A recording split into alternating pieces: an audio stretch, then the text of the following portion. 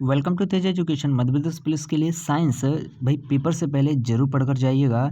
इस वीडियो को आप अंत तक देखिएगा। बड़े शानदार प्रश्न इस वीडियो में हमने सिलेक्ट किए हैं। सबसे पहला प्रश्न है कि वायरस होता है कैसा भाई? वायरस एक कोशिकीय होता है या अकोशिकीय या बहुकोशिकीय या फिर ये सभी? तो आप हमेशा याद रखिएगा कि वायरस अकोशिकीय होता है। नेक्स्ट प्रश्न है कि हीमोफीलिया रोग किसका एक उदाहरण होता है? तो आप याद रखिएगा कि हीमोफीलिया रोग उदाहरण होता है भाई, यह एक आनुवांशिक रोग होता है। हीमोफीलिया कैसा होता है? आनुवांशिक रोग होता है। याद रखें, संक्रामक रोग नहीं है। कैसा है? आनुवांशिक रोग है हीमोफीलिया। प्रश्न है कालाजार रोग निम्न में से किसके काटने से होता है भाई? तो कालाजार रोग किसके काटने से होता है? याद रखिएगा, यह सैंड मक्खी के काटने से होता है। ठीक है ना। आगे बढ़ते हैं। प्रश्न है कि मनुष्य के शरीर में प्लाज्मोडियम हमला कहाँ करता है? तो आप याद रखिएगा, मनुष्य के शरीर में प्लाज्मोडियम हमला करता है यकृत कोशिकाओं पर। कहाँ पर भाई? यकृत कोशिकाओं पर हमला करता है प्लाज्मोडियम मनुष्य के शरीर में। प्रश्न है रक्त के प्लाज्मा में सबसे अधिक मात्रा में क्या पाया जाता है? तो रक्त के प्लाज्मा में सबसे अधिक मात्रा में जल पाया जाता है। ठीक भाई, और जल का कितना प्रतिशत रहता है आप कमेंट करके बताइएगा। प्रश्न है कि बाहरी कान का कठोर लचीला भाग किसका बना होता है? तो भाई बाहरी कान का जो कठोर लचीला भाग होता है ना, यह बना होता है उपास्थि का।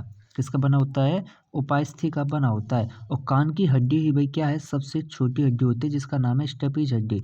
प्रश्न है कि मन शरीर में सबसे अधिक पाया जाने वाला जो ऊतक है वो कौन सा है? तो भाई शरीर में सबसे अधिक पाया जाने वाला जो ऊतक है ये है आपका संयोजी ऊतक। कौन सा ऊतक भाई? संयोजी ऊतक होता है सबसे अधिक पाया जाने वाला ऊतक। प्रश्न है कि मानव शरीर का सबसे बड़ा अंग कौन सा होता है? आप याद रखिएगा कि मानव शरीर का सबसे बड़ा अंग है त्वचा। प्रश्न है कि किस हार्मोन को लड़ो या उड़ो हार्मोन कहा जाता है भाई? तो ऐसा हार्मोन जिसे लड़ो या उड़ो हार्मोन कहा जाता है, यह है आपका एड्रेनालिन हार्मोन। ठीक है भाई। प्रश्न है कि निम्नलिखित में से कौन सा जंतु श्वसन करता है परंतु उसमें श्वसन अंग ही नहीं होता? देखिए, श्वसन तो कर रहा है लेकिन उसमें श्वसन अंग नहीं है। ये होता है केंचुआ भैया। ठीक है, कौन होता है? केंचुआ भाई साहब होते हैं ये। प्रश्न है कि प्रतिजैविक औषधि पेनिसिलिन किससे प्राप्त की जाती है भाई? तो ये सबसे पहला प्रतिजैविक है पेनिसिलिन। ठीक है भाई, और ये प्राप्त की जाती है भाई किससे? फंगस से ये प्राप्त की जाती है।